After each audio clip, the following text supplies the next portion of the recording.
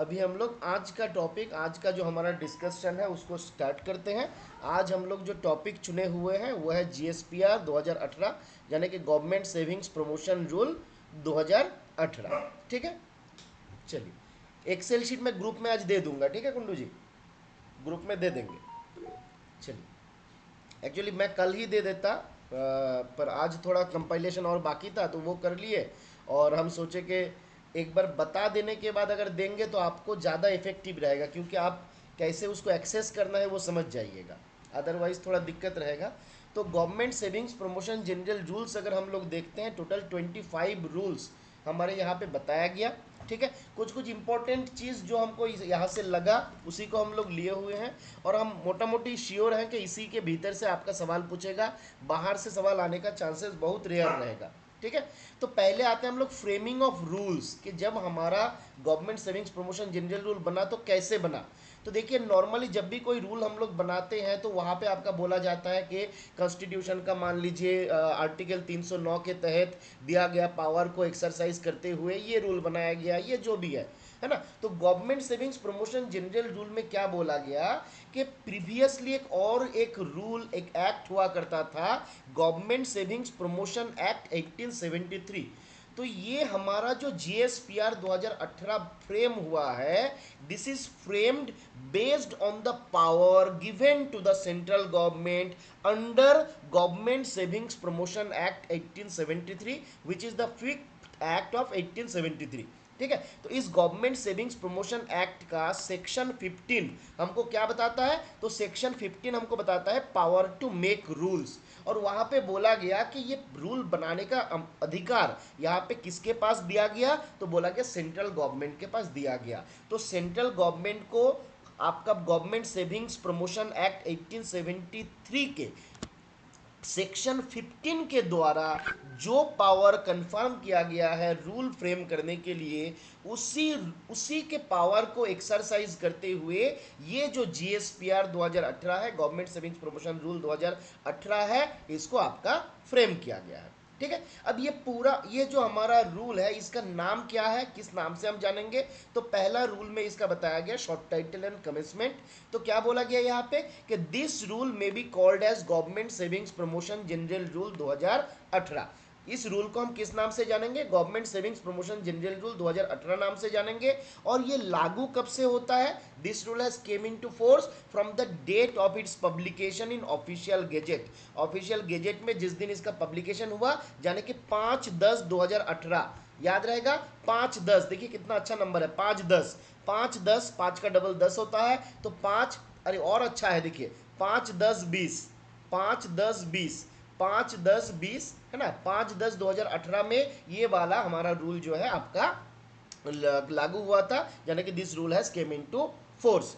अब यहाँ पे इस रूल का जब हम रूल 3 में जाते हैं तो वहाँ पे बताया गया है अबाउट डेफिनेशन।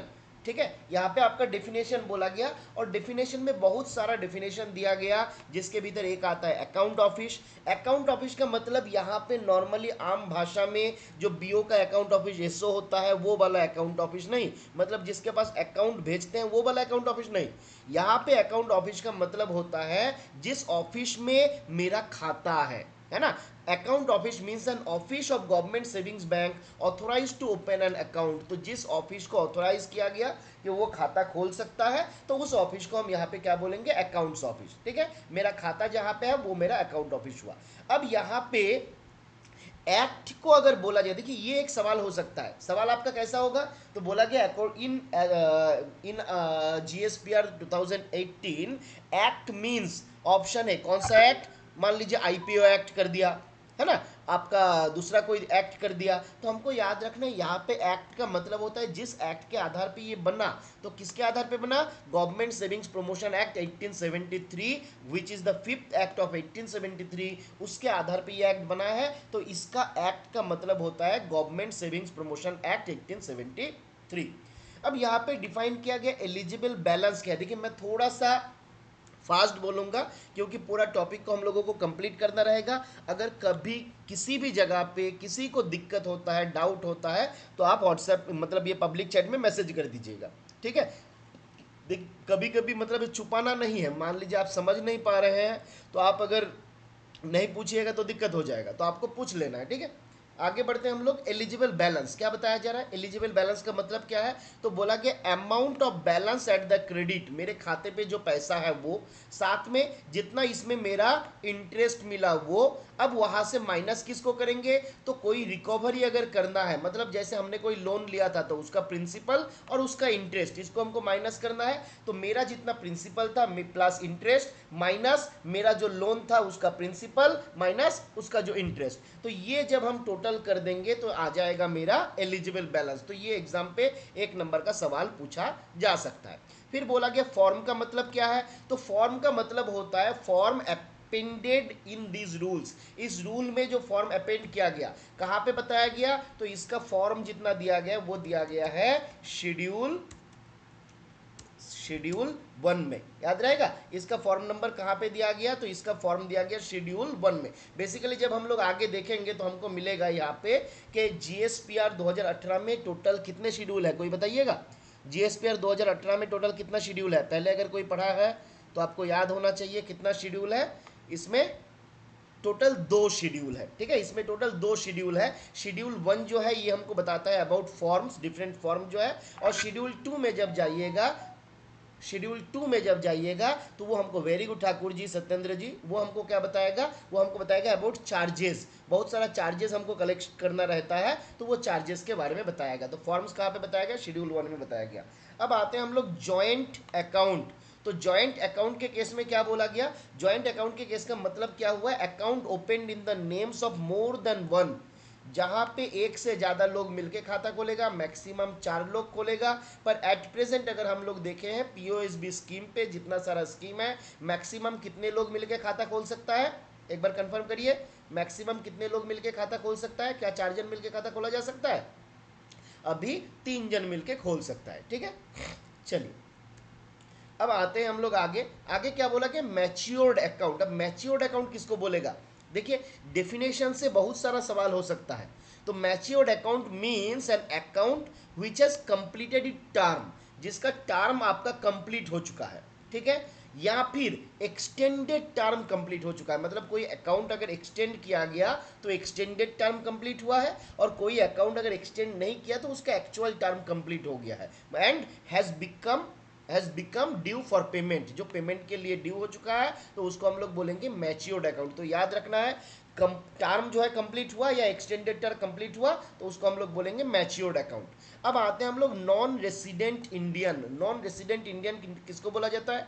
तो बोला जा रहा है N individual being a citizen of India. देखिए ये कंफ्यूजन बहुत लोगों के मन में है कि एनआरआई जो है वो इंडिया का सिटीजन है कि नहीं। बिल्कुल हमारा देश का ही सिटीजन है, सिटीजन ऑफ इंडिया है, बट नॉन रेसिडेंट इंडियन, मतलब सिटीजन तो है, इंडियन तो है, but he is not residing in India, ठीक है। तो ये हमको याद रखना रहेगा कि he is a not resident Indian. और इसके लिए बोला गया कि an individual being a citizen of India और a person of Indian origin who is not a resident, मतलब हमारे देश में ज़्यादा रहते नहीं है, अंडर, और इसको कैसे हम गवर्न करेंगे, कैसे हम बताएंगे? तो बोला गया इनकम टैक्स एक्ट 1961 में, इनकम टैक्स एक्ट 1961 के तहत जो आपका एनआरआई है उसको हम एनआरआई ट्रीट करेंगे, ठीक है।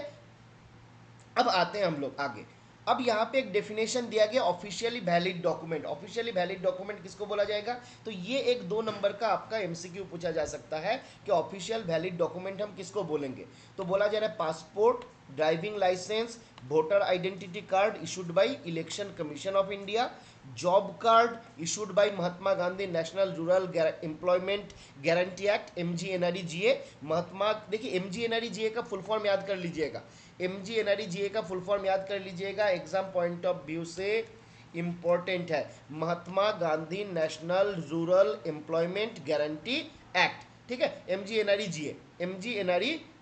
तो इसका फुल फॉर्म एग्जाम पे पूछा जा सकता है। तो job card issued by MGNREGA act, जिसमें साइन रहेगा किसका? तो स्टेट गवर्नमेंट का। तो ये भी एक सवाल हो सकता है कि जॉब कार्ड जो होता है MGNREGA का, नरेगा का, तो उसमें साइन कौन करता है? सेंट्रल गवर्नमेंट का ऑफिसर या स्टेट गवर्नमेंट का ऑफिसर? बताइए एक बार फटाफट से, कौन साइन करता है, सेंट्रल गवर्नमेंट का ऑफिसर या स्टेट गवर्नमेंट का ऑफिसर?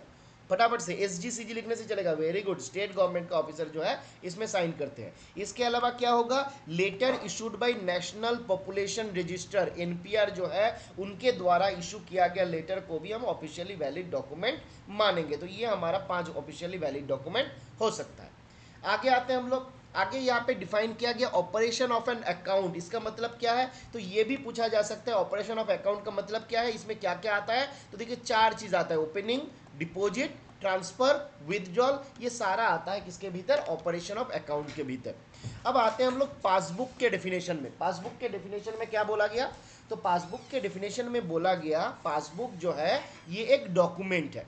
कैसा डॉक्यूमेंट है, it may be physical, it may be in electronic form. तो देखिए ध्यान दीजिए, पासबुक ऐसा मैंडेटरी नहीं है कि ये केवल फिजिकल फॉर्म पे ही होगा, हार्ड कॉपी में ही होगा, इलेक्ट्रॉनिक कॉपी में जो है उसको भी हम पासबुक बोल सकते हैं। तो याद रखना है, passbook means a document in either in physical form और इन इलेक्ट्रॉनिक फॉर्म। जिसको इशू कौन करेगा, तो जो हमारा अकाउंट ऑफिस, मतलब जहां पे मेरा अकाउंट है वो ऑफिस क्या करेगा, इसको इशू करेगा। और इसमें क्या क्या रहेगा, तो it contains the particular of depositor, depositor का जो पार्टिकुलर है वो रहेगा, और डिटेल्स ऑफ ट्रांजैक्शन, उस अकाउंट में क्या क्या ट्रांजैक्शन हम लोग किए हैं वो रहेगा। चलिए अभी एक बात हमको पब्लिक चैट में बताइए फटाफट से, कि जो हमारा पोस्ट ऑफिस में पासबुक प्रिंटर दिया गया, उसका अगर प्रिंटर खराब हो जाता है, क्या हमको उसमें मैनुअल एंट्री करना है या नहीं करना है। चलिए वेरी गुड, चलिए बहुत बढ़िया। अच्छा और एक सवाल का जवाब दीजिए, केवाईसी फॉर्म जो है उसको कितने दिन में हमको भेजना रहता है, केवाईसी फॉर्म जो है हमको कितने दिन में भेजना रहता है, सेम डे में भेजना रहता है ना। ज़्यादातर ऑफिस में जब हम लोग जाते हैं तो देखते हैं कुछ वीकली भेजता है, कुछ माइकली मंथली भेजता है, पर भेजना है हमको सेम डे में। चलिए आगे आते हैं, सिंगल अकाउंट का मतलब क्या है, तो जो अकाउंट आपके एक इंडिविजुअल के नाम पे ही है वो सिंगल अकाउंट है, बताने का कुछ है नहीं। ट्रांसफर का मतलब क्या है, तो अकाउंट जब एक अकाउंट ऑफिस से दूसरे अकाउंट ऑफिस में ट्रांसफर होता है तो उसको हम लोग ट्रांसफर बोलते हैं। शेड्यूल को डिफाइन किया गया, तो शेड्यूल इसमें कितना है, तो हम लोग देखें 2 शेड्यूल है, शेड्यूल 1, शेड्यूल 2। शेड्यूल 1 में बताया गया फॉर्म्स और शेड्यूल 2 में बताया गया चार्जेस। शेड्यूल 1 में क्या है, फॉर्म्स, और शेड्यूल 2 में है चार्जेस। ठीक है, यहां तक हमारा डेफिनेशन था। टोटल 13 डेफिनेशन आपको इस रूल में दिया गया है अप टू एम शेड्यूल तक। ठीक है, चलिए अब आगे बढ़ते हैं हम लोग। Eligibility to open and account, ज़्यादातर चीज़ आप लोग जानते हैं ऑलरेडी, आप लोगों को पढ़ा हुआ है, बस एक बार हम इसको दोहरा दे रहे हैं ताकि दिमाग में रह जाए। खाता कौन खोल पाएगा, तो कोई भी adult who is a resident citizen of India. तो ये एक बात इंपॉर्टेंट है जो हमको ध्यान रखना रहता है कि कोई एनआरआई जो है वो आपका पोस्ट ऑफिस का सेविंग्स खाता खोल नहीं सकता, not allowed to open an account, है ना। तो एनआरआई जो है ये अलाउड नहीं है खाता खोलने के लिए। अच्छा बताइए एनपीएस, क्या एनआरआई एनपीएस खोल सकता है, एनपीएस का जो खाता होता है, क्या एनआरआई लोग जो होते हैं whether they are allowed to open NPS और नॉट, यस और नो। देवेन बोला यस, सत्येंद्र बोला यस, अग्निप बोला डोंट नो, रोहन बोला यस। तो याद रखना है एनपीएस जो है वो खोल सकता है, एनआरआई लोग जो है वो भी खोल सकता है, बट कंडीशन क्या है, they should have an account in A bank of India, है ना, हमारे देश के किसी बैंक में उसका खाता खोल रहना चाहिए, तब जाके वो एनपीएस खोल सकता है। चलिए और एक सवाल का जवाब दीजिए, एनपीएस खोलने के लिए मैक्सिमम एज क्या है, मिनिमम और मैक्सिमम। मिनिमम तो सभी लोग जानते हैं 18 साल है, मैक्सिमम कितने एज तक खोला जा सकता है। चलिए देवेन ने आंसर दिया 70, बाकी लोग बताइए 70 सही है या गलत है। 60 है, रंजन अजबली बोले 60, बाकी लोग सत्येंद्र 70, वेरी गुड। तो याद रखना है, बाकी लोग जवाब नहीं दिए भाई, ये गलत बात है ना। रोहन बोले 70, तो याद रखना इसका एज होता है 18 से लेके 70। जब हम लोग एनपीएस के क्लास करेंगे तो उसमें डिस्कस करेंगे, पर ये एग्जाम पॉइंट ऑफ व्यू से बहुत इंपॉर्टेंट सवाल है, इसको याद रख लीजिएगा। एनपीएस खोलने का एज है 18 से 70। ठीक है, चलिए आगे बढ़ते हैं अभी हम लोग। और कौन कौन खाता खोल सकता है हमारा, तो बोला कि एक गार्जियन में open an account on behalf of minor, तो गार्जियन जो है माइनर के बिहाफ में खोल सकता है, गार्जियन जो है पर्सन ऑफ अनसाउंड माइंड के बिहाफ में खोल सकता है, माइनर जो है वो आपका 10 साल से ज़्यादा अगर एज है तो वो खाता खोल सकता है, सारा प्रकार का सेविंग्स खाता खोल सकता है, एक्सेप्ट कौन सा वाला बताइए, कौन सा खाता माइनर खोल नहीं सकता, एक्सेप्ट कौन सा वाला खाता नहीं खोल सकता माइनर, 10 साल से ज़्यादा एज है, 12 14 15 साल एज है, बट पीपीएफ जो है वो नहीं खोल सकता है। ठीक है, पीपीएफ में थ्रू गार्जियन का खाता खोलने का या जो ये आपका थ्रू गार्जियन तो खुल जाएगा, बट 10 साल से ऊपर होने पर भी उनको खाता खोलने नहीं दिया जाएगा, उनको भी थ्रू गार्जियन ही ओपन करना है, अदरवाइज 18 के बाद ओपन करना है। ठीक है, अब यहाँ पे एक बात बोला गया कि जब भी कोई खाता खोला जाएगा तो जिसने खाता खोला जो बच्चे का गार्जियन है, माइनर अगर खाता खोला तो माइनर, और जो पर्सन आपका अनसाउंड माइंड का है तो ये सब लोग आपका रेसिडेंट सिटीजन ऑफ इंडिया होना चाहिए, खाली सिटीजन ऑफ इंडिया से काम नहीं चलेगा, रेसिडेंट सिटीजन ऑफ इंडिया। ठीक है, आपको एग्जाम पे इस प्रकार से भी सवाल कर सकता है कि कौन आपका खाता खोल पाएगा या नहीं खोल पाएगा, उसमें मान लीजिए एक कर दिया एनी सिटीजन ऑफ इंडिया, है ना, और उसमें ऑप्शन कर दिया रेसिडेंट सिटीजन ऑफ इंडिया, तो आपको याद रखना है कि resident citizen of India, not all citizen of India. ठीक है, आगे आते हैं, अगर डिपोजिटर भाई साहब हमारा जो है वो अगर एनआरआई हो जाते हैं, नॉन रेसिडेंट इंडियन हो जाते हैं, तो उनके साथ क्या करना है, तो बोला गया द अकाउंट में बी कंटिन्यूड, अकाउंट को हम कंटिन्यू करने दे सकते हैं टिल इट्स मैच्योरिटी, ये बहुत इंपॉर्टेंट है, एग्जाम पॉइंट ऑफ व्यू से बहुत इंपॉर्टेंट है, सवाल पूछा जा सकता है। ठीक है, यहाँ से अगर एमसीक्यू आएगा तो ये पूछा जाने का तगड़ा चांस है, याद रखना है अकाउंट होल्डर अगर आपका एनआरआई हो जाते हैं, नॉन रेसिडेंट इंडियन हो जाते हैं, तो अकाउंट में भी कंटिन्यूड, कब तक कंटिन्यू किया जा सकता है, तो बोला गया टिल इट्स मैच्योरिटी, जब तक इसका मैच्योरिटी नहीं होता है तब तक कंटिन्यू हो सकता है, और मैच्योरिटी के बाद भी जब हम बेनिफिट देंगे, पेमेंट देंगे, तो बोला गया this should be on non repatriation basis, non repatriation basis का मतलब हमारा देश का पैसा फॉरेन पे लेके नहीं जा सकते हो, मतलब उसको आपको इंडिया में ही खर्चा करना है, इस आधार पे वो पेमेंट आपको किया जाएगा। ठीक है, और ये अकाउंट जो हमारा रहेगा जिसका अकाउंट होल्डर एनआरआई हो चुका है, बोला गया that account shall not be allowed to be extended और कंटिन्यूड बियॉन्ड द मैच्योरिटी, तो मैच्योरिटी के बाद उसको एक्सटेंड करने का, कंटिन्यू करने का कोई ऑप्शन नहीं रहेगा, अगर मैच्योरिटी के बाद रहेगा तो उस पीरियड में कोई इंटरेस्ट नहीं मिलेगा, after the date of maturity no interest shall be payable, तो ये बात याद रखना है। ठीक है, आगे आते हैं, अब पहला केस हम लोग देखे एनआरआई हुआ, अब बोला कि भैया उसका सिटीजनशिप ही जो है रद्द हो गया, है ना, तो दूसरे देश का सिटीजनशिप ले लिया है ना, तो अगर कोई दूसरे देश का सिटीजनशिप लेगा तो हमारे देश का सिटीजनशिप रहेगा नहीं, तो वहां पे बोला जा रहा है ऐसा कोई केस है, if the depositor becomes non citizen, अगर वो सिटीजन और no longer he is a citizen of India, तो क्या करेंगे, the account shall be closed और deemed to be closed, either हम क्लोज कर देंगे या फिर मान लिया जाएगा कि भैया वो क्लोज होने वाला अकाउंट है, क्लोज हो चुका है।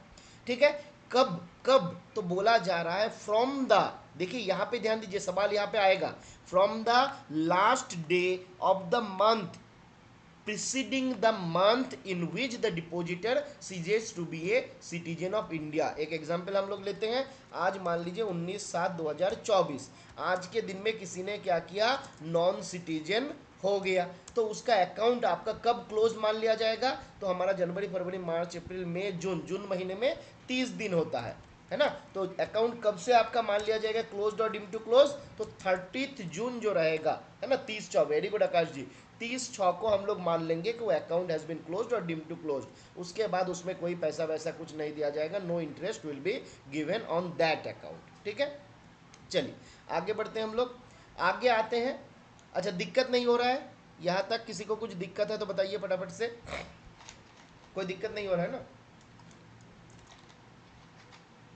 चलिए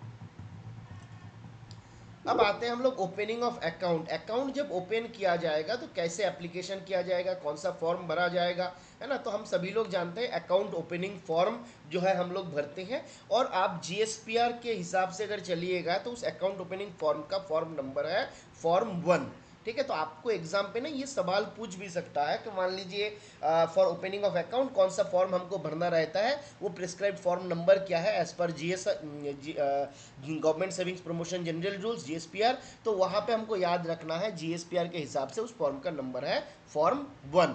क्या बोला जा रहा है, द अकाउंट में बी ओपेन्ड बाई डिपोजिटर। देखिए ये लाइन को थोड़ा सा ध्यान दीजिए, account may be opened by the depositor either by visiting the accounts office। जिस ऑफिस में खाता खोलना है उनको उस ऑफिस को विजिट करना है इन पर्सन, उनको पर्सनली आना है, ऐसा नहीं कि किसी के थ्रू फॉर्म भेज दिया तो हमको खाता खोल देंगे, है ना। तो बोला जा रहा है अकाउंट में be opened by the depositor either by visiting the account in post office, एक नंबर के ऑप्शन ये, और थ्रू परमिसिबल इलेक्ट्रॉनिक मोड, उनको अगर पोस्ट ऑफिस नहीं आना है तो इंटरनेट बैंकिंग अवेलेबल है ना, आप इंटरनेट बैंकिंग के थ्रू खाता खोल लीजिए, मोबाइल बैंकिंग के थ्रू खाता खोल लीजिए, चलेगा। पर आपको अगर पोस्ट ऑफिस में आके करना है तो आपका उसके लिए पोस्ट ऑफिस विजिट करना पड़ेगा। Without your presence in post office the account should not be opened. ठीक है, एप्लीकेशन फॉर्म क्या देगा, तो बोला गया फॉर्म 1 देगा, यानी कि अकाउंट ओपनिंग फॉर्म देगा। साथ में क्या देगा, तो यहाँ पे ये सारा लोग आप ही लोग जानते हैं, प्रूफ ऑफ एज, है ना, प्रूफ ऑफ एज रहेगा माइनर के केस में अगर खाता खोला जा रहा है। रिसेंट पासपोर्ट साइज फोटो रहेगा। अगर कोई मेंटल अनसाउंड माइंड पर्सन के बिहाफ में हो रहा है तो certificate from superintendent of mental hospital, जिस मेंटल हॉस्पिटल ने उसको डिक्लेयर किया कि ये आपका मेंटली अनस्टेबल है, या फिर जहाँ पे उसका ट्रीटमेंट चल रहा है उस हॉस्पिटल का जो सुपरिटेंडेंट है उनके द्वारा सर्टिफिकेट दिया जाएगा। साथ में और क्या देगा, तो बोला कि पैसा देगा, अमाउंट ऑफ डिपॉजिट देगा। साथ में क्या देगा, पे इन स्लिप देगा। पे इन स्लिप का फॉर्म नंबर क्या होता है बता दीजिए एक बार फटाफट से। पे इन स्लिप का फॉर्म नंबर क्या रहता है, आप लोग जानते हैं, पर कुछ कुछ लोग ना आपका आरएमएस साइड से है तो उन लोगों को थोड़ा दिक्कत हो सकता है, इसलिए हम बीच बीच में पूछते रहते हैं। SB103 होता है आपका पे इन स्लिप। ठीक है, तो पे इन स्लिप देगा, पैसा देगा। अगर मेंटल हॉस्पिटल रिलेटेड केस है तो वहाँ पे उस हॉस्पिटल का सर्टिफिकेट देगा, पासपोर्ट साइज फोटोग्राफ देखा, है ना। और आप अगर एंटी मनी लॉन्ड्रिंग नॉर्म के हिसाब से जाइएगा, कोई खाता एसओ में खोला जाता है तो कितना कॉपी फोटो लेंगे हम लोग बताइए फटाफट से, कितना कॉपी फोटो लेंगे एसओ में खोला जा रहा है तो, एसओ में खोला जा रहा है तो 2 कॉपी फोटो लेंगे, बीओ में खोला जा रहा है तो 3 कॉपी फोटो लेंगे। और साथ ही साथ बोला गया आइडेंटिटी डॉक्यूमेंट्स जिसको स्पेसिफाई किया गया रूल 6 में। तो अकाउंट ओपनिंग के बारे में रूल 5 में बताया गया, और आपका कौन सा आइडेंटिटी डॉक्यूमेंट लगेगा उसको रूल 6 में बताया गया। तो बाद में हम लोग देख सकते हैं, आगे आएगा, आगे हम लोग देख लेंगे। ठीक है, अब अकाउंट होल्डर अगर इलिटरेट होता है तो उस केस में क्या क्या कंडीशन है, तो कुछ बात बताया गया। बोला जा रहा है एन इलिटरेट और ब्लाइंड और विजुअली चैलेंज्ड इंडिविजुअल, तो कौन कौन, एक इलिटरेट, ब्लाइंड और visually challenged individual desiring to open an account shall personally visit the account office. उनको भी बोला गया कि भाई उनको पर्सनली ऑफिस में आना ही पड़ेगा for authentication of his signature और thumb impression by the account office. उसको क्यों आना पड़ेगा, तो उनका सिग्नेचर और थंब इम्प्रेशन जो है हम लोग अकाउंट ऑफिस में ऑथेंटिक करेंगे कि उन्हीं का है क्या नहीं। बोला गया he shall be accompanied by a person known to post office, तो वो पोस्ट ऑफिस जानता है, अकाउंट ऑफिस जानता है, ऐसा किसी पर्सन को अकम्पनी करते हुए आ सकता है। ए लिटरल पर्सन, ए लिटरेट पर्सन, किसी लिटरेट पर्सन को ऑथोराइज कर सकता है ना। तो वही बात बताया जा रहा है, a literate person may be authorise by a blind और visually challenge depositor to operate an account on his behalf. तो क्या बोला जा रहा है कि कोई ब्लाइंड है, कोई विजुअली चैलेंज्ड है, तो वो क्या कर सकता है, अपना अकाउंट को ऑपरेट करने के लिए किसी लिटरेट पर्सन को ऑथोराइज कर सकता है ना। तो ये बात ध्यान रखना है। बोला जा रहा है an illiterate depositor shall be assisted by the authorised officer of account office for opening, जैसे फिलिंग अप ऑफ फॉर्म। तो आपका कोई इलिटरेट डिपोजिटर अगर हमारे पास ऑफिस में आएगा तो बोला गया पोस्ट ऑफिस वाला जो है उनको असिस्ट कर सकता है फॉर्म फिलअप करने में, है ना, खाता खोलने के जो डिफरेंट फॉर्मेलिटीज रहेगा उसको पूरा करने के लिए मदद कर सकता है। Operating the account and thumb impression of illiterate depositor shall be witnessed by N independent witness. तो जब भी कोई इलिटरेट डिपोजिटर के अकाउंट पे हम लोग एक मिनट वेट करिए, পরে কল করছি হ্যাঁ, আর্জেন্ট। এখন আধা ঘন্টা পরে পাঠালে হবে? আচ্ছা আচ্ছা আচ্ছা, দাঁড়া 1 minute, 1 minute, 1 minute please wait करिए।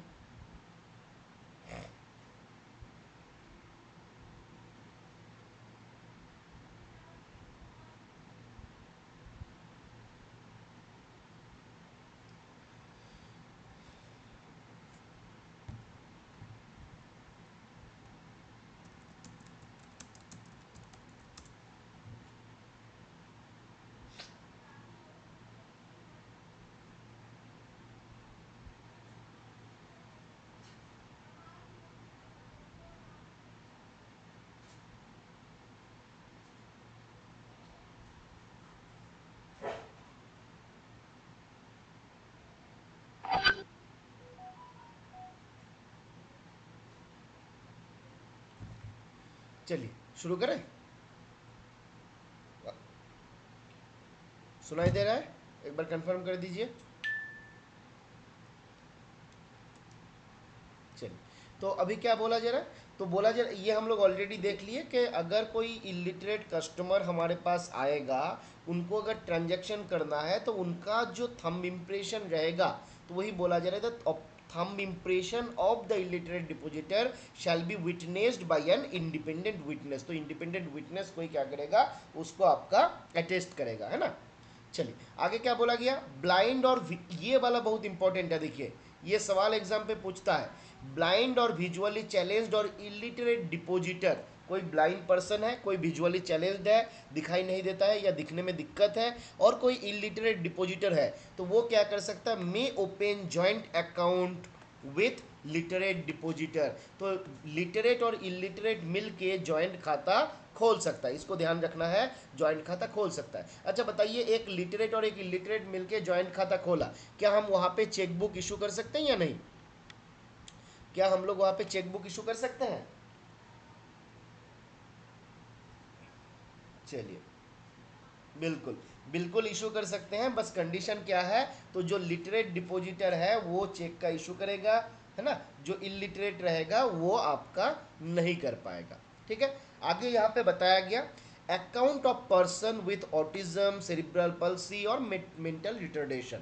तो कोई व्यक्ति है जो ऑटिज्म से, सेरिब्रल पल्सी से या मानसिक तनाव से आपका गुजर रहा है, इस प्रकार का जो व्यक्ति रहेगा, तो उनके लिए क्या बोला गया, the person with autism, cerebral palsy और मेंटल रिटार्डेशन और multiple disabilities as defined under the section of mental retardation and multiple disabilities act 99 may open और operate an account through guardian. तो ये जो लोग हैं जिसको ऑटिज्म हुआ, सेरिब्रल पल्सी हुआ या मेंटल रिटार्डेशन है, तो ये लोग क्या कर सकता है, ये भी पोस्ट ऑफिस में आके खाता खोल सकता है और उसको गार्जियन के थ्रू आपका ऑपरेट कर सकता है। और इसके लिए क्या चाहिए, तो बोला गया यहाँ पे भी हमको एक सर्टिफिकेट चाहिए, that certificate which is produced provided by mental superintendent और सिविल सर्जन और चीफ मेडिकल ऑफिसर, है ना। तो जो हमारा सेंट्रल गवर्नमेंट है, स्टेट गवर्नमेंट है, उसका कोई हॉस्पिटल का मेंटल सुपरिटेंडेंट, सिविल सर्जन या चीफ मेडिकल ऑफिसर जो रहेंगे, उनके द्वारा सर्टिफिकेट दिया जाएगा, तभी जाके हम इन लोगों का खाता खोलेंगे और थ्रू गार्जियन उसको ऑपरेट करने देंगे। अब आगे आते हैं हम लोग आइडेंटिफिकेशन ऑफ डिपोजिटर। तो हम लोग रूल 6 में देखे थे, बताया गया था कि रूल 6 में बताया गया कौन सा डॉक्यूमेंट हमको चाहिए, है ना, तो उसके बारे में बोला गया था। अब यहाँ पे बताया गया, देखिए हमको आइडेंटिफिकेशन प्रूफ में क्या क्या लिया जा सकता है। तो पहला बोला गया आधार नंबर जो है which is issued by unique identification authority of India, है ना, यूआईडीआई हम लोग बोलते हैं, unique identification authority of India के द्वारा इशू किया गया आधार नंबर जो है, उसको वो हम लोग यहाँ पे ले सकते हैं, उसको हम लोग ले सकते हैं। Proof of application for enrolment for Aadhaar, अभी आप लोग देखें कि आधार का एनरोलमेंट स्लिप लगा के हम लोग खाता भी खोल सकते हैं, है ना। फिर क्या बोला गया, परमानेंट अकाउंट नंबर यानी कि पैन कार्ड और form 60 as defined by income tax rules 1962। तो फॉर्म 60 को कहाँ पे डिफाइन किया हुआ है, इनकम टैक्स एक्ट 1962 में डिफाइन किया हुआ है। तो ये हम लोग परमानेंट अकाउंट नंबर या फॉर्म 60 जो है ये मैंडेटरी हो जाएगा। अब बोला गया कि कोई इंडिविजुअल अगर पैन कार्ड अगर सबमिट नहीं करता है, तो उनको क्या बोला गया, तो बोला गया आपको within 6 month PAN card submit करना है।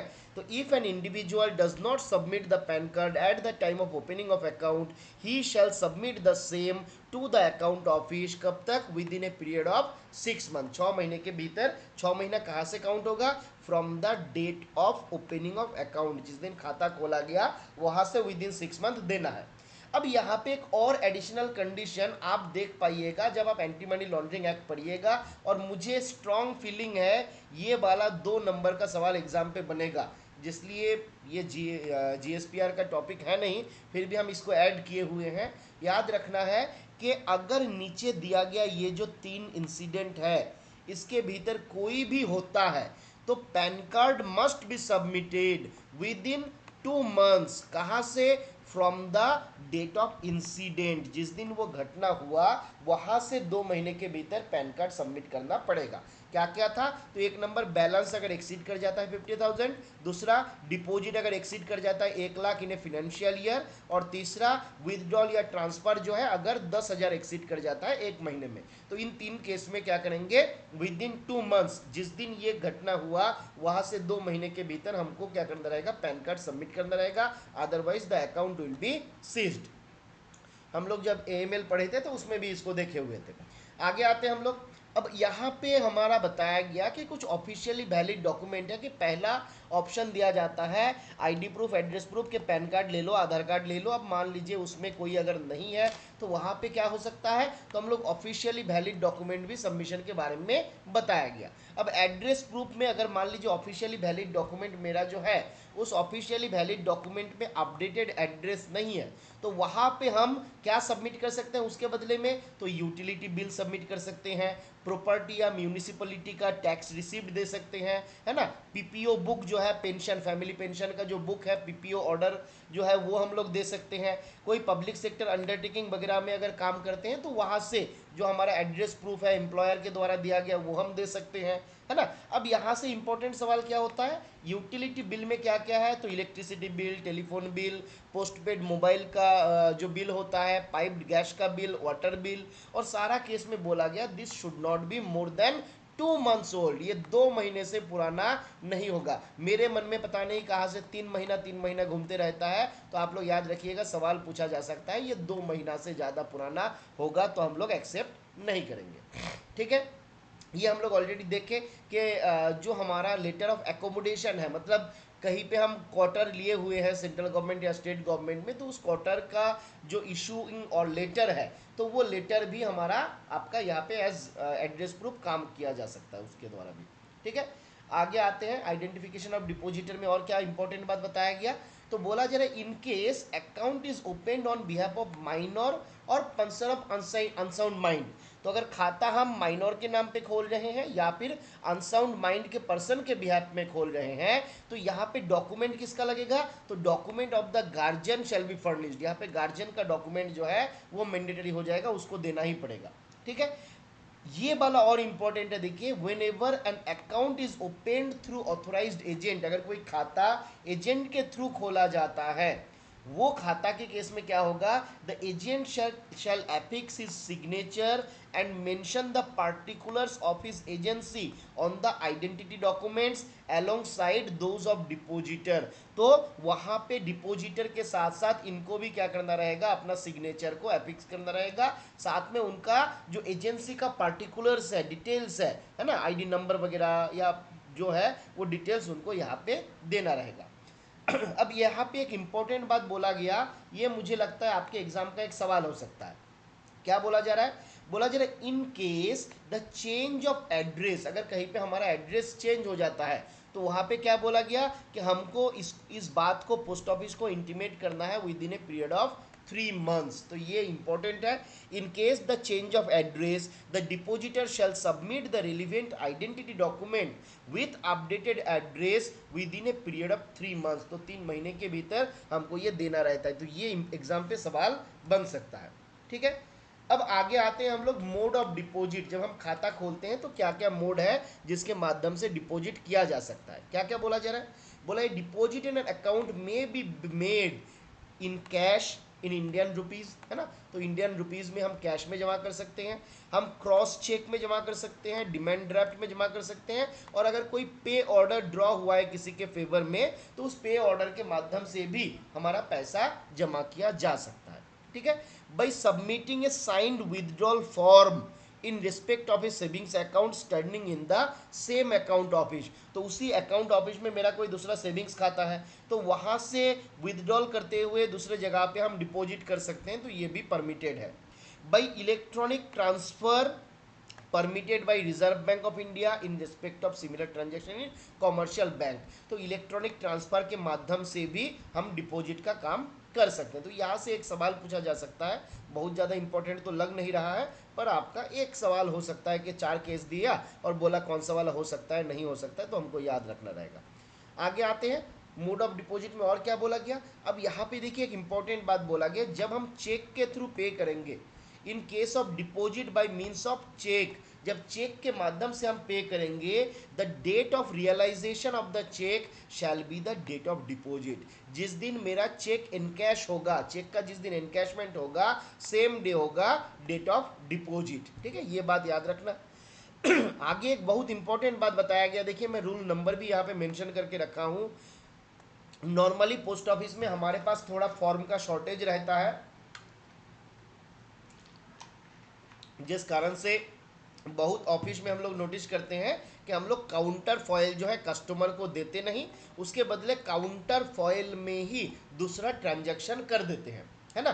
तो देखिए जीएसपीआर का रूल 7 का सब रूल 3 क्या बोल रहा है, बोल रहा है each deposit except that is made through online. कोई भी डिपॉजिट जिसको ऑनलाइन किया गया उसको छोड़ के बाकी सारा डिपॉजिट के केस में all the deposit shell be accompanied by duly field deposit form, यानी कि पे इन स्लिप SB 103 के माध्यम से उसको भरा जाएगा, and the counterfoil of the deposit form shall be return to the depositor duly receipted by the account office. तो उसको एक्नॉलेज करते हुए हमको डिपॉजिटर को देना है, एज पर रूल है ये, है ना। तो अगर आप नहीं देते हैं तो एक रूल का वायोलेशन यहाँ पे किया जा रहा है, और कब मेरा अथॉरिटी मेरे ऊपर खफा हो जाएगा उसका कोई गारंटी है नहीं, और हमको एक चार्जशीट कर देगा उसका भी गारंटी है नहीं। तो हमको ये ध्यान रखना रहता है कि काउंटर फॉइल जो है हमको कस्टमर को देना रहता है। Where the deposit is made by means of outstation cheque और बाय एनी अदर इंस्ट्रूमेंट जहाँ पे collection of charge is applicable, तो वहाँ पे पैसा हम लोग क्या करेंगे, आपसे कलेक्ट करेंगे, डिपॉजिटर से कलेक्ट करेंगे।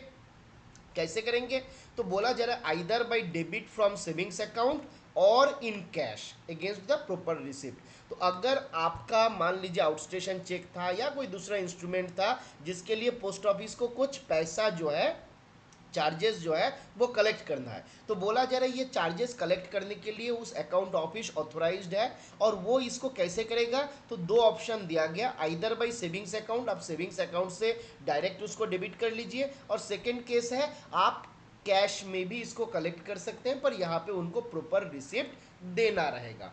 ठीक है, जैसे बहुत सारा चार्जेस हम लोग देखते हैं HG CH RG के थ्रू हम लोग लेते हैं ना पोस्ट ऑफिस के माध्यम से।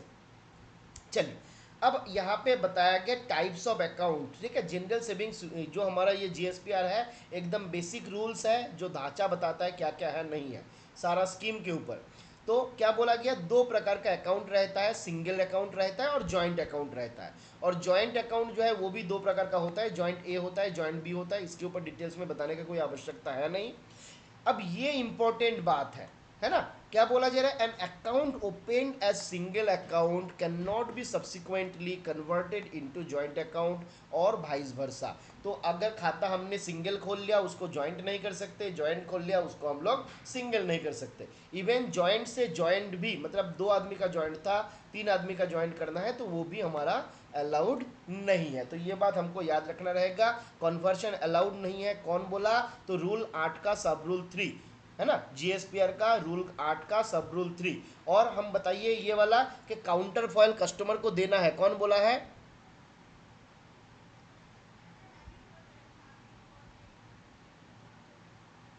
बिल्कुल 7 के 3 में ये बात बताया गया। ठीक है, अब क्या बोला जा रहा है कि depositor may open an account on subject to the overall ceiling on the amount of deposit and number of accounts. तो कुछ जगह पे नंबर ऑफ अकाउंट्स पे लिमिटेशन है, या फिर मान लीजिए ओवरऑल सीलिंग पे लिमिटेशन है ना। तो वहाँ पे उसको दिमाग में रखते हुए डिपॉजिटर जो है डिफरेंट स्कीम का खाता खोल सकता है।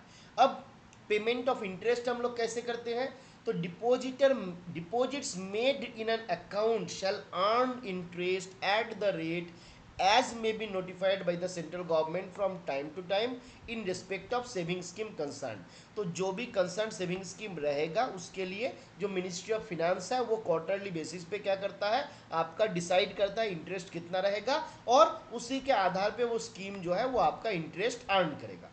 बोला जा रहा है कि कोई भी इंटरेस्ट, कोई भी अकाउंट अगर ओपन किया जाता है इन कंट्रावेंशन ऑफ रूल्स, अगर रूल को वायोलेट करते हुए कोई खाता खोला जाता है तो बोला जा रहा है no interest shall be payable. ठीक है, अगर रूल का वायोलेशन करते हुए कोई खाता खोला गया तो वहां पे बोला जा रहा है no interest shall be payable on account of on an account opened और मेंटेन्ड और deposit is made in contravention of this rules. Rule का वायोलेशन करते हुए कोई खाता खोला गया तो उस पर इंटरेस्ट का कोई अधिकार उनका नहीं है। ठीक है, अब ये बहुत इंपॉर्टेंट वाला बात हम लोग पहले भी डिस्कस किए थे, दोबारा यहाँ पे बताया गया। अगर अकाउंट होल्डर आपका एनआरआई हो जाता है, और दूसरा केस है अकाउंट होल्डर अगर आपका नॉन सिटीजन होता है। अब यहाँ पे एक बहुत इंटरेस्टिंग बात बताया गया, ध्यान दीजिए। क्या बोला जा रहा है, if A depositor in a single account, single account का डिपोजिटर एनआरआई हो गया।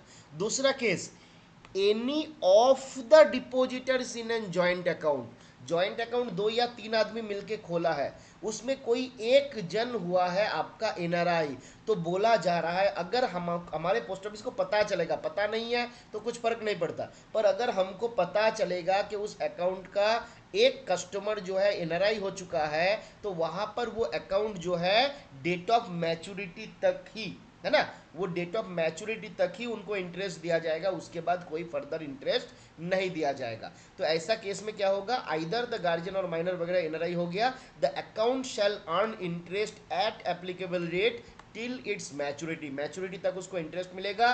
No interest shall be payable after the date of maturity, maturity के बाद कोई फर्दर इंटरेस्ट उसमें नहीं दिया जाएगा। अब नॉन सिटीजन के केस में हम लोग ऑलरेडी देख लिए हैं, last day of the preceding month तक ही इंटरेस्ट वगैरह पेमेंट वगैरह सारा कुछ किया जाएगा, उसके बाद फर्दर कुछ नहीं दिया जाएगा। The account will B closed और डीम टू बी क्लोज्ड। ठीक है, चलिए आगे आते हैं। बोला जा रहा है इफ एन अकाउंट है, अब देखिए यहाँ पे पोस्ट मैच्योरिटी इंटरेस्ट के बारे में बताया गया।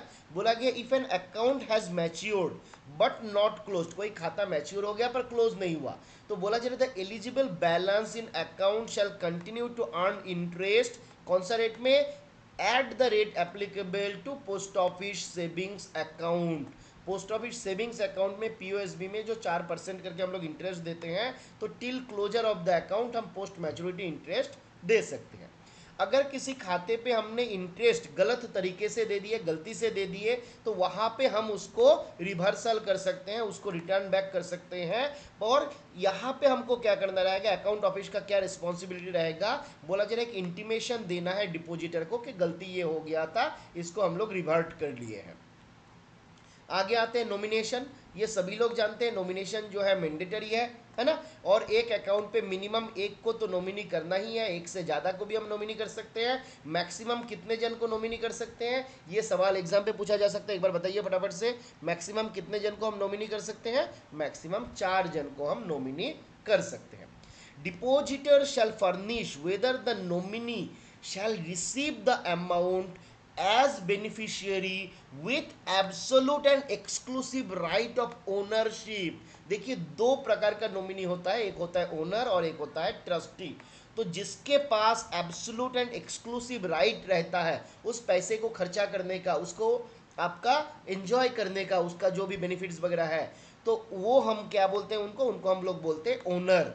और जिसके पास अधिकार नहीं है उसको एंजॉय करने का, बस उसने क्यों लिया, for the benefit of the legal heirs, legal heir जो है डिपोजिटर का, उसके बेनिफिट के लिए इन्होंने पैसा लिया, तो इनको क्या करना रहता है, वो पैसा दे देना रहता है लीगल हेयर को।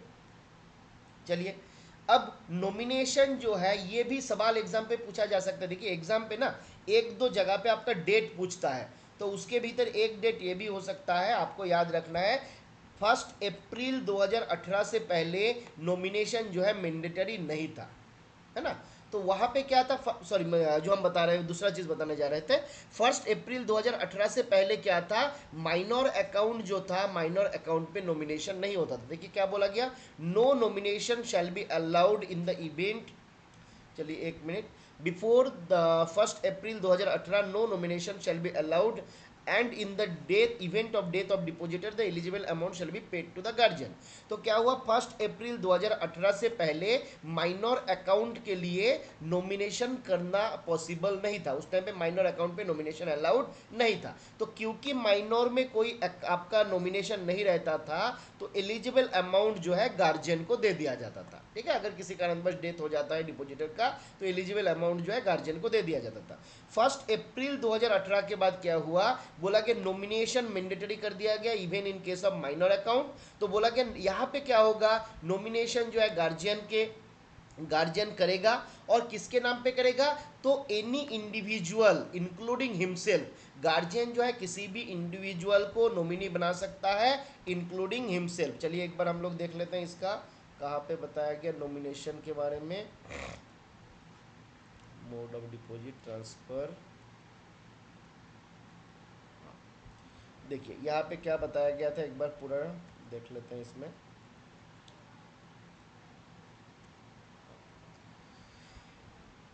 यहाँ पे आप देखते हैं वो डेट को बताया गया, in the event of death of minor और person of unsound mind eligible balance shall be paid to the nominee provided that in case account opened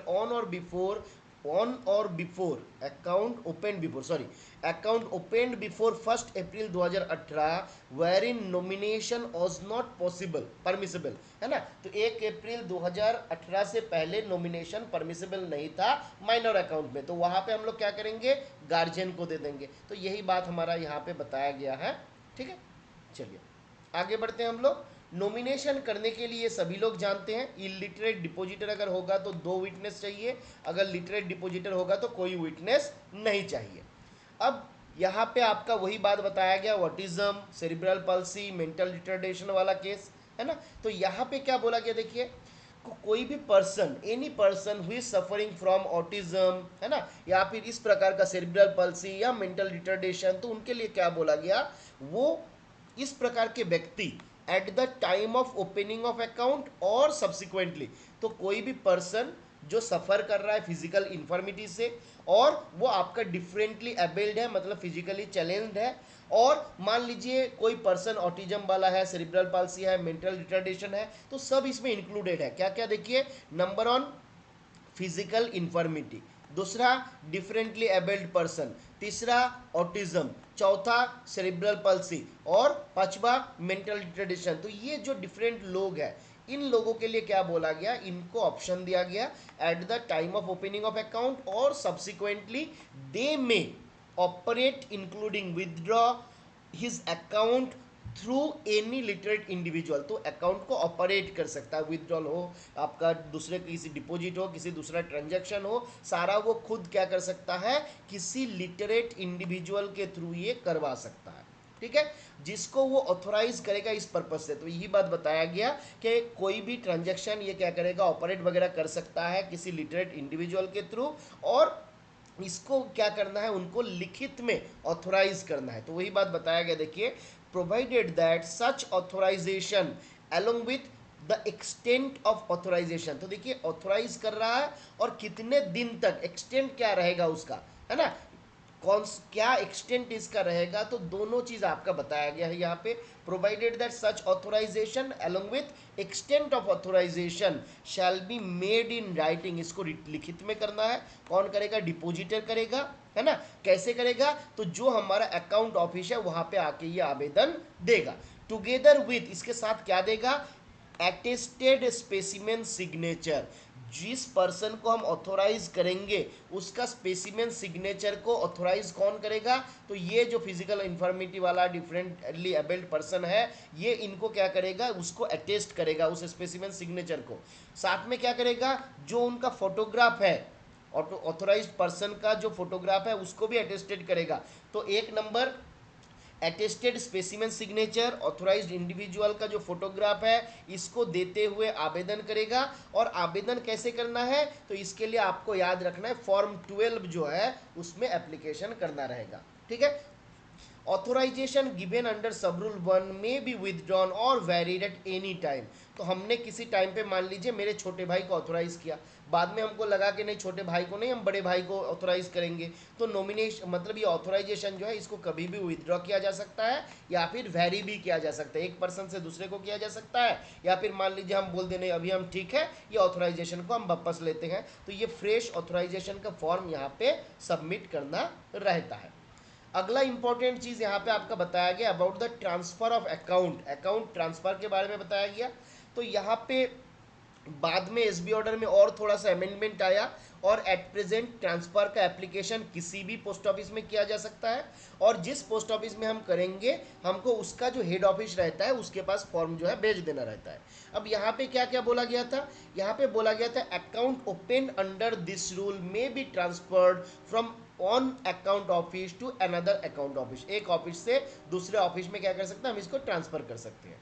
form कौन सा लगेगा, तो इसके लिए फॉर्म लगेगा फॉर्म 5, फॉर्म 5 याद रखना है, फॉर्म 5 के माध्यम से ट्रांसफर होता है। पहले इसका फॉर्म नंबर क्या था कोई बताइएगा, फॉर्म 5 ट्रांसफर के लिए पहले कौन सा फॉर्म यूज किया जाता था, किसी को याद है, ट्रांसफर के लिए पहले कौन सा फॉर्म यूज किया जाता था, 19 भी नहीं, SB 10 भी नहीं है, 10 भी था, SB 10 भी, वेरी गुड रोहन जी, SB 10 भी था, अभी हो गया है फॉर्म 5। ठीक है, तो बोला जा रहा है फॉर्म 5 देगा, साथ में प्रिस्क्राइब्ड फीस देगा। फीस कहाँ पे स्पेसिफाई किया गया, फीस शेड्यूल 2 में बताया गया, फॉर्म कहाँ बताया गया, शेड्यूल 1 में बताया गया। ठीक है, साथ में क्या क्या देगा, पासबुक देगा, या फिर अगर सर्टिफिकेट है तो सर्टिफिकेट ओरिजिनल में देगा, है ना। तो यहाँ पे साथ में क्या क्या डॉक्यूमेंट उनको देना रहता है।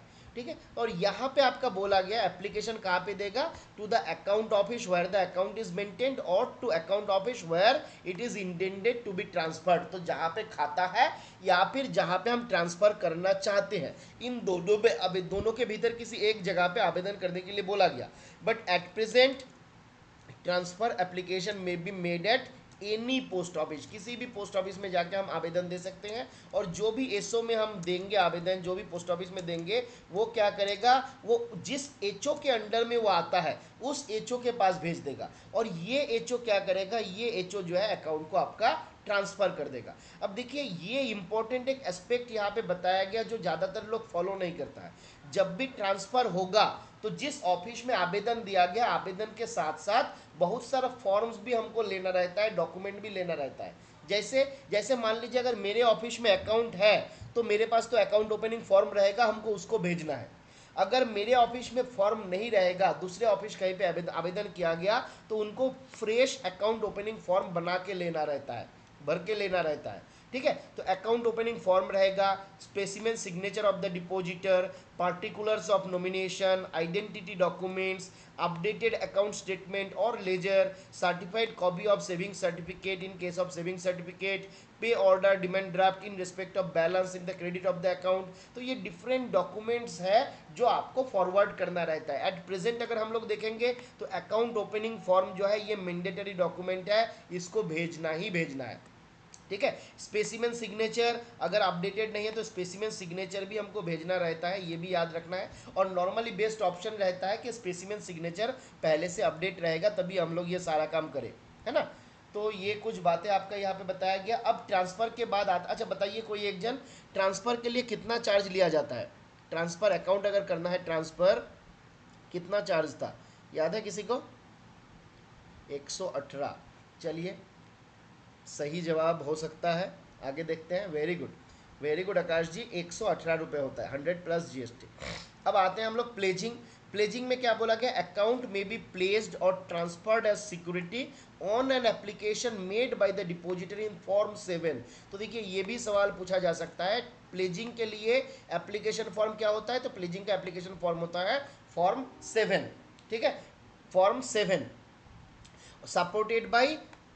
Supported by acceptance letter from the pledgee, है ना, जिसके बिहाफ में हम प्लेजिंग कर रहे हैं उनसे एक्सेप्टेंस लेटर रहेगा तभी जाके ये प्लेजिंग होगा।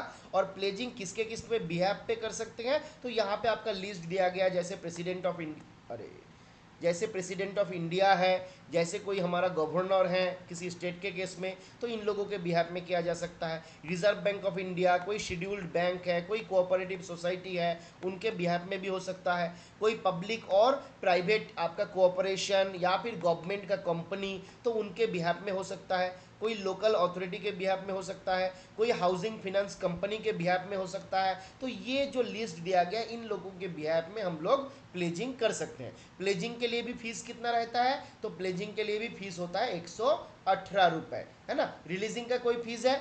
रिलीजिंग का कोई फीस नहीं है ना। आगे आते हैं हम लोग फटाफट से। अब यहाँ पे आपको देखिए एक शेड्यूल दिया गया है, जिस शेड्यूल में डिफरेंट सारा फॉर्म नंबर्स दिया गया। तो एक सवाल तो यहाँ से इस एग्जाम पे पूछा जा सकता है, तगड़ा चांस है। टोटल आप अगर देखिएगा यहाँ पे GSPR 9 से लेके यहाँ पे आपका 15 तक, है ना।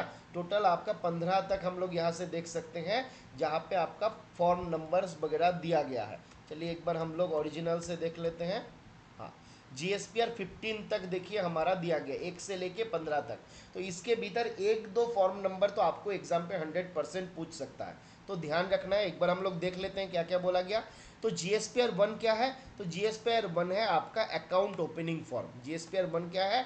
Account opening form. GSPR 2 क्या है? तो ये है पे इन स्लिप। GSPR 3 में आपका लोन और विदड्रॉल दोनों फॉर्म को रखा गया, पर डिपार्टमेंट ऑफ पोस्ट में अगर आते हैं तो इन दोनों के लिए अलग अलग फॉर्म है। विदड्रॉल के लिए SB7 है, लोन के लिए हम लोग देखेंगे SB7C है ना। GSPR 4 क्या बताता है? ये पासबुक के बारे में बताता है। पासबुक हम लोग फिर देखे हैं, पासबुक हमारे पास दो प्रकार का है ना। पासबुक जो है हमारा दो प्रकार के, अभी 5 और 5A आपका आ गया। तो GSPR 5 क्या बताता है? तो ये तो हम लोगों को याद रहता था कि आपका ट्रांसफर ऑफ अकाउंट, है ना। फॉर्म 5 में क्या होता है? देखिए 5 को हम इसको ऐसे याद रखते हैं, पास कर देना। मैं मान लीजिए आपसे कोई सवाल पूछा, हमने उसको पास कर दिया। पास कर दिया मतलब क्या? हमारे पास से छोड़ दिया, उसके पास चला गया, मतलब क्या हुआ? ट्रांसफर हुआ, है ना। फिर 6 में क्या बोला गया? Extension.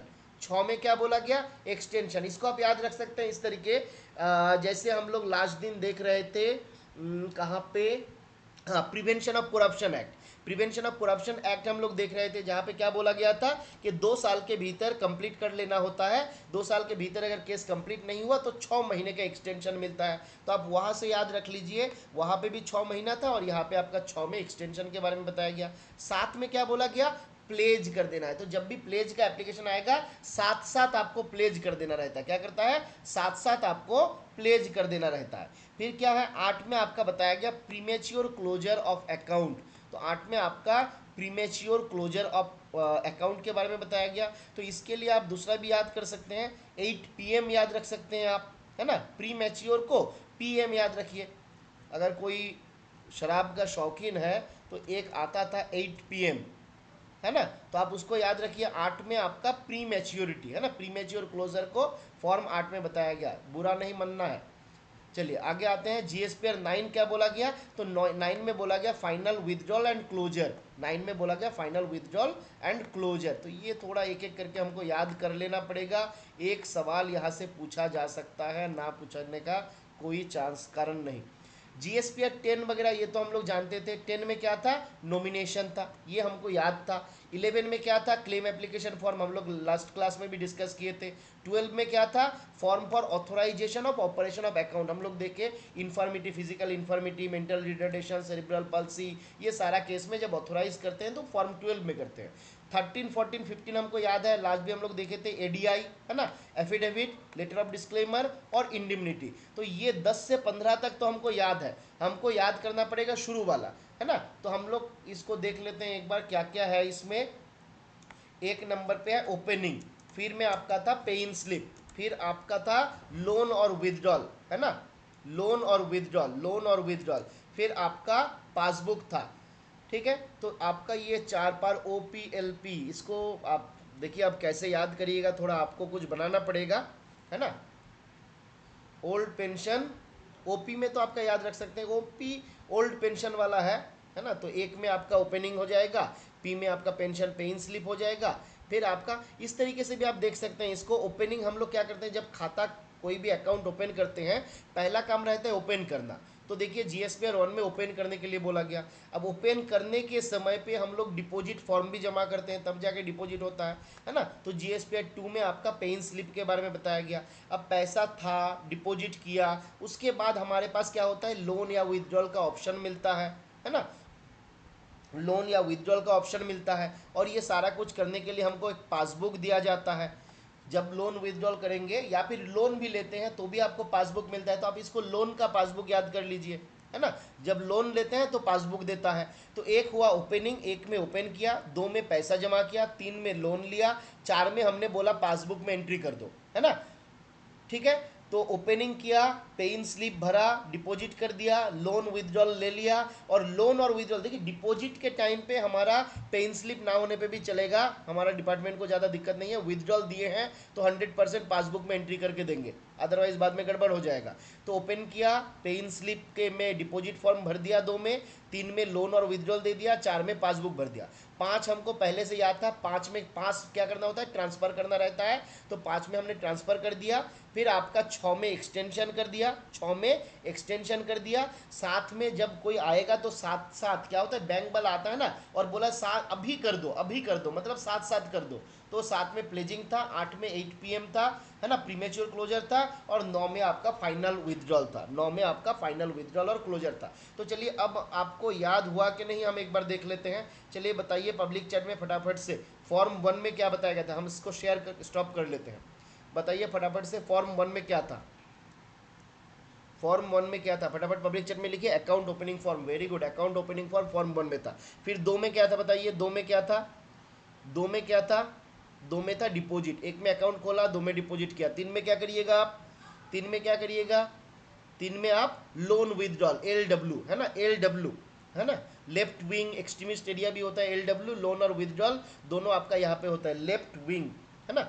Left wing extremist area जो रहता है, तो LW से हमको याद रखना है, लोन और विदड्रॉल तीन में। अब लोन विदड्रॉल ले लिए तो चार में क्या करिएगा, चार में पासबुक में प्रिंट करवा दीजिएगा जरूर, या फिर पासबुक सप्लाई कर देना है। Very good. अब पाँच में क्या करना है हमको, पाँच में क्या करना है, पाँच में पास करना है, मतलब ट्रांसफर करना है। वेरी गुड, पाँच में पास करना है, ट्रांसफर करना है। छः में क्या करना है, छः में क्या करना है हमको, छः में था एक्सटेंशन। वेरी गुड, SBEXT1 था हमारे वहाँ पे, और इसी को हम बोले यहाँ पे एक्सटेंशन करना है, छः में एक्सटेंशन करेंगे। सात में साथ साथ क्या करना है, साथ में प्लेज कर देना है, साथ में, वेरी गुड वेरी गुड, साथ में प्लेज कर देना है। चलिए, साथ में प्लेज कर दिए। अब आठ में क्या करेंगे, आठ में pre mature, 8 PM। Very good, आठ में 8 PM प्री मैच्योर। ठीक है, नौ में क्या था, नौ में क्या था, अब यहाँ पे फाइनल विदड्रॉल, नौ में सब खत्म कर दीजिए भाई, तेरा पैसा ले और घर भाग, है ना। नौ तक हो गया। अब बताइए दस में क्या था, दस में क्या था बताइए, दस में क्या था, फॉर्म 10, फॉर्म 10, फॉर्म 10, फॉर्म में 10 पे क्या था, नॉमिनी का चेंज करना था, है ना। पहले ये SB55 होता था, याद रख लीजिए, नॉमिनी पहले क्या होता था, फॉर्म 55 होता था। अब इसको चेंज हो गया, चेंज होके क्या आ गया आपका, आपका फॉर्म 10 आ गया। फिर फॉर्म 11 में क्या था बताइए, फॉर्म 11 में deceased claim form. Very good, form 11 है डिसीज्ड क्लेम। फिर फॉर्म 12 क्या है, फॉर्म 12 क्या है, किसी को हम क्या करते हैं फॉर्म 12 में, ऑथेंटिक करते हैं ना, ऑथोराइज करते हैं कि भाई मेरे बिहाफ में पैसा पैसा ले लो, ऑथोराइजेशन फॉर्म 12 में। मतलब मेरा 12 बज चुका है, हम कब नहीं जा पाएंगे पोस्ट ऑफिस, जब मेरा 12 बज जाएगा, मेरा ऑर्गन का, मेरा बॉडी का, हम चल फिर नहीं सकते, मतलब मेरा 12 बज चुका है, तो भाई ऑथोराइज कर दो किसी को। ठीक है, तो 12 बज गया तो ऑथोराइज कर दिया। फिर फॉर्म 13 में क्या था, फॉर्म 13 में क्या था, आदि था, ADI, इसमें क्या था, एविडेविट था। फॉर्म 13 में था एविडेविट। 14 में क्या था, 14 में क्या था बताइए, 14 में क्या था, फटाफट से 14 वाला, very good Akash, letter of disclaimer था। Very good, for letter of disclaimer था। और फॉर 15 में क्या था, फॉर 15 में क्या था, फॉर 15 में था इंडिमनिटी। तो 15 को मेरा फॉर्म है, हमको सारा याद हो गया, इसमें कोई दिक्कत है नहीं। चलिए, आपके चक्कर में हमको भी याद हो गया, पहले हम इसको पढ़ते नहीं थे, हमको बड़ा दिक्कत लगता था, पर आज आप लोगों के लिए मेरा ये याद हो गया। Thank you so much. चलिए आगे आते हैं, शेड्यूल 2। शेड्यूल 2 भी आप सभी लोग जानते हैं, शेड्यूल 2 में क्या है, हम लोग पहले भी देखे हुए हैं। तो डुप्लीकेट पासबुक, यहाँ पे हम इसको ऐसे याद रखते हैं, वेस्ट बंगाल में एक बस चलता है DN, तो हम उसको याद रखते हैं DN50, है ना। क्या है, DN50। डुप्लीकेट में 50 आता है और नॉमिनेशन में 50 आता है। ठीक है, किसी ने शायद हम नॉमिनेशन पूछा था 118 बताया था, हमको याद नहीं आ रहा है। चलिए जो भी है, डुप्लीकेट और नॉमिनेशन 50 है, याद कर लीजिए। देखिए कहा गया डुप्लीकेट पासबुक, तो देखिए डुप्लीकेट पासबुक के लिए है 50 रुपये, मतलब 50 प्लस जीएसटी तो 59 हो जाएगा। ठीक है, फिर नॉमिनेशन कहा गया, तो नॉमिनेशन का भी 50 है। ठीक है, तो डुप्लीकेट पासबुक और नॉमिनेशन याद रखिएगा DN 50, ND नहीं है, DN है। ठीक है, बाकी जो है देखिए ट्रांसफर है, प्लेजिंग है, और आपका डिसऑनर ऑफ चेक है ना, ट्रांसफर है, आपका प्लेजिंग है, और आपका अच्छा स्क्रीन शो, अच्छा स्क्रीन तो मैं सॉरी सॉरी सॉरी, स्क्रीन तो मैं ये कर दिया था ना, आप लोग देख नहीं सको इसलिए ये कर दिए थे। चलिए चलिए, तो हम इसको बता रहे थे कि पहला वाला आपको याद रखना है DN 90, ठीक है, ND 90, सॉरी डी तेरी कहा गया। चलिए, तो दो चीज़ हम लोग याद रखेंगे, एक है DN, DN कितना है 50 है, और दूसरा क्या है, दूसरा है PTC, पोस्टल ट्रेनिंग सेंटर 100। ठीक है, क्यों हम बोल रहे हैं, तो DN का मतलब क्या हुआ, इसमें हो गया डुप्लीकेट, N में क्या हो गया नॉमिनेशन, डुप्लीकेट और नॉमिनेशन देखिए 50-50 है। फिर PTC में क्या क्या है, PTC में P में है आपका, P में है प्लेजिंग, है ना, फिर T में क्या है, T में है ट्रांसफर, और C में क्या है चेक, है ना। तो प्लेजिंग, आपका प्लेजिंग के लिए आपका आ जाएगा 100 रुपये, ट्रांसफर के लिए 100 रुपये, और डिसऑनर ऑफ चार्ज चेक, जहाँ पे चेक डिसऑनर होता है, ये तीनों केस में आपका 100 रुपये। ठीक है, तो याद रहेगा DN 50 डुप्लीकेट और नॉमिनेशन, और PTC आ गया, PTC 100 आपका प्लेजिंग, ट्रांसफर और चेक, ये हमारा याद हो गया। अब बाकी देख लेते हैं क्या क्या है। तो बाकी अगर हमको स्टेटमेंट इशू करना है, तो स्टेटमेंट इशू करने के लिए 20 रुपीज़ 20 रुपये चार्ज किया जाता है ना। Issue of passbook in lieu of lost और म्यूटिलेटेड सर्टिफिकेट, अगर कोई सर्टिफिकेट खो गया और उस सर्टिफिकेट के बदले में हम क्या कर रहे हैं, पासबुक इशू कर रहे हैं, तो यहाँ पे 10 रुपया पर रजिस्ट्रेशन नंबर, प्रति रजिस्ट्रेशन नंबर पे 10 रुपया करके हम लोग चार्ज करते हैं। ठीक है, और तीसरा केस क्या है, तीसरा केस है आपका चेकबुक के लिए, अगर एडिशनल चेक लीफ लेना है तो पर चेक लीफ हम लोग 2 रुपया करके लेते हैं। ठीक है, तो यहाँ पे देखिए पहले ये सारा हमारा हो गया, बाद में और क्या था, बाद में था 10 2 20, है ना, 10 2 20, तो 10 दूनी 20 होता है। तो 10 रुपये किसके लिए लिए, issue of passbook in lieu of lost और म्यूटिलेटेड सर्टिफिकेट, सर्टिफिकेट खो गया था, सर्टिफिकेट खराब हो गया, उसके बिहाफ में पर रजिस्ट्रेशन नंबर 10 रुपये करके लेंगे।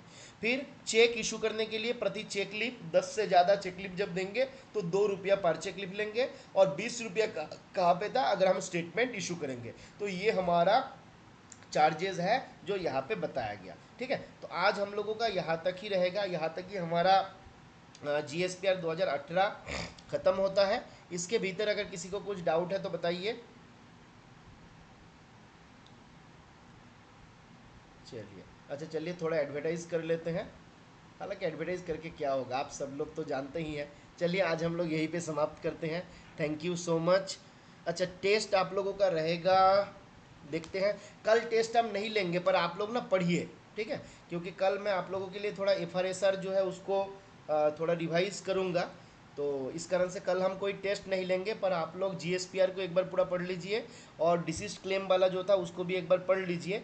और आप लोग एक काम करिए, रोज़ दिन पुराना एक एक टॉपिक रिवाइज करिए। देखिए पढ़ना मतलब पढ़ना उतना ज़्यादा ज़रूरी नहीं है, ज़रूरी है रिवाइज करना। जितना पुराने चीज़ को रिवाइज करिएगा ना, उतना अच्छा आपका एग्ज़ाम चलेगा।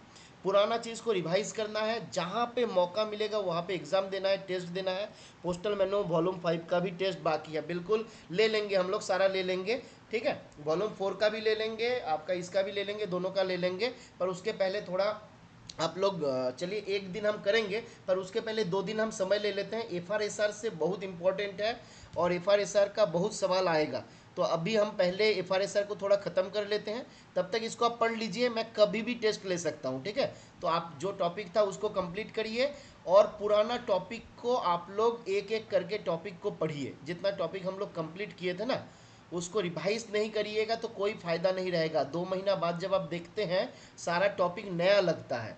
ठीक है। हम पर्सनली आप लोगों को जब पढ़ाते हैं तो पर्सनली फील आता है कि हमको सब मतलब उस टॉपिक के ऊपर लगता है कि सब कुछ आता है, पर खुद जब हम 2 महीने बाद देखते हैं हमको पूरा टॉपिक नया लगता है। बीच बीच में आप लोग जब एक एक सवाल पूछ देते हैं तो हमको लगता है अरे भाई ये कहाँ पे पढ़ा था, कहाँ पे देखा था, सब कुछ मतलब पूरा गजनी बन जाते हैं हम उस टाइम पे, है ना। तो हम सबके अंदर एक छुपा हुआ गजनी है, जिस गजनी के मतलब वहाँ से बचने के लिए हमको रिवाइज करते रहना है, ठीक है। और जितना जल्दी हो सकता है मौका अगर मिलता है तो छुट्टी लेने का भी छोटा छोटा स्पेल में भी कर सकते हैं। मान लीजिए 2-4 टॉपिक 5 टॉपिक आप कंप्लीट कर लिए, अच्छे से पढ़ लिए, जैसे भी हो आप पढ़ते रहिए अभी फ़िलहाल, ठीक है। और आपस में ग्रुप स्टडी वगैरह भी करिए तो बहुत फ़ायदा करेगा। चलिए आज हम लोग यहीं पे रुकते हैं, ठीक है।